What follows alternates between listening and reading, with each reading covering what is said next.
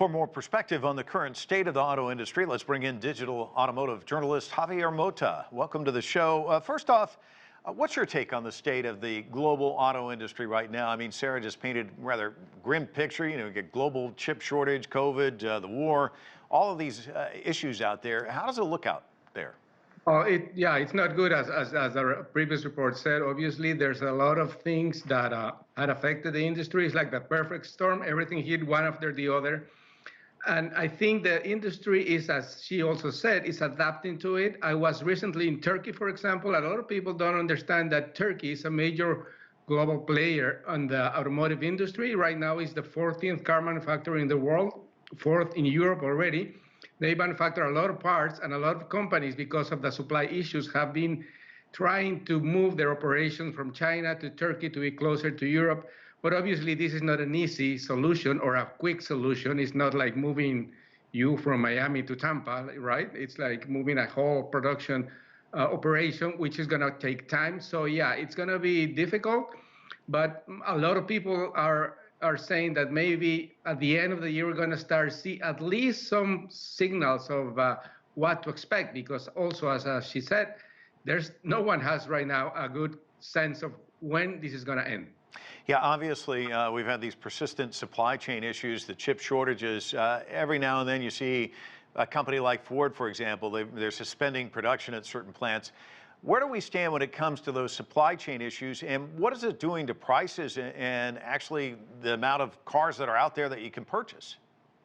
Well, yeah, it's a huge problem because also the pandemic created a greater need for individual cars. People were starting to get used to share vehicles, services like Uber and Lyft. And now with the pandemic, a lot of people decided that they want their own vehicle. And obviously with less in the market, it created a huge shortage. And so the prices are not going to come down. I don't believe that the prices, even with all the problems that we have faced in the past few months and a couple of years now, actually, I don't think the prices will come down because on the other end, the new vehicles that are coming out, mainly electric, are loaded with technology, and the companies have invested a lot of money on that. And even though the electric car prices are coming down from the initial, or the first models that were in the market, I don't believe that they're going to come down substantially to prices that people were used to see like 2-3 years ago.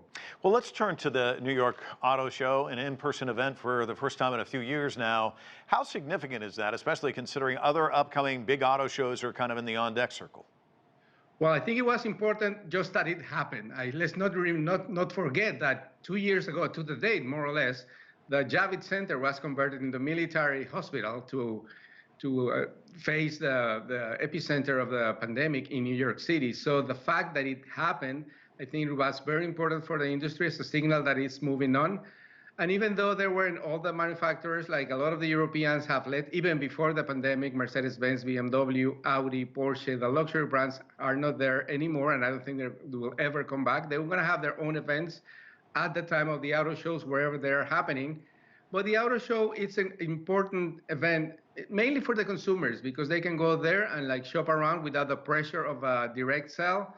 So I think still, even though it's a reduced version of the auto show, I think it's very important, particularly for the consumers who are looking for a new car. Okay, let's get back down to the nuts and bolts. You're a car guy, so what are the biggest reveals at the New York Auto Show? What's got you excited? Well, everything electric. I mean, there was nothing that was a significant introduction or presentation that was not electric. Everything, and you can see that in the World Awards that we presented. I'm a member of the jury. So on the winners for the World Car of the Year, Hyundai Ioniq won 3 of the 6 prizes. So the Car of the Year, electric car, design car, and then the luxury car was also electric, Mercedes-Benz EQS, and the performance car was Audi e-tron, also electric. The only non-electric car that got an award was an urban car, is the Toyota Yaris Cross that is not sold in the US, a small SUV.